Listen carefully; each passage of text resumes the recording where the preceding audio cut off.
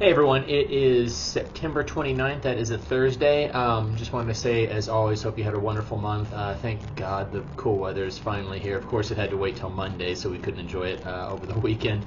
Hey, wanted to thank Kathy Kresser and Beatriz Bowman for their referrals. As always, I'll take as good a care of them as I possibly can. Thank you so much.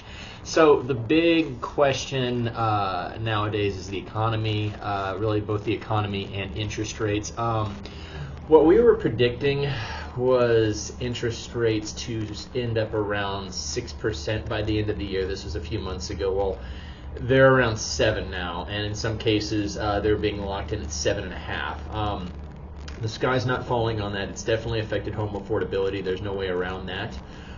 But they need to do this, the Federal Reserve, until they get interest rates under control. Until they get inflation under control. Once they do that, then things will drop back down again. Now, what does that mean if you find the perfect house tomorrow?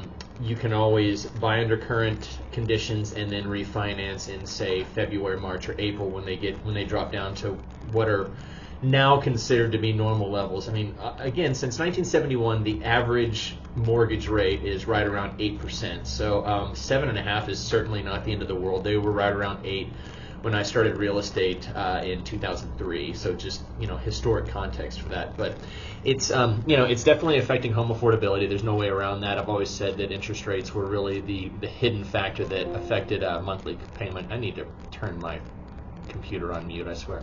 But anyway, the sky's not falling. We are still seeing a really solid market.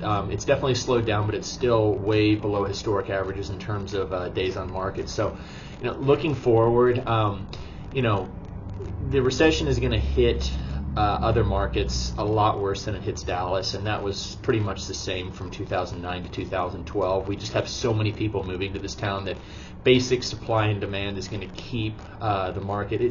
It's going to at least push values, I think, laterally for a couple of years, maybe just upwards slightly, because again, they can't make enough homes to supply the people that are moving to this town. But on the other side, you have interest rates, inflation, and just the economy in general. But it's not. It's still a really good time to sell. You've taken advantage of an enormous amount of appreciation over the last couple of years. It's just going to take a little bit longer. And when you're buying, just remember you can always refi if you find that absolutely perfect house. And it's a better market for you than it was 6 months ago because there's a lot more inventory. So anyway, this is a little long-winded. I apologize, but there was a fair amount to touch on. So you have a wonderful day, and I will check back in next month.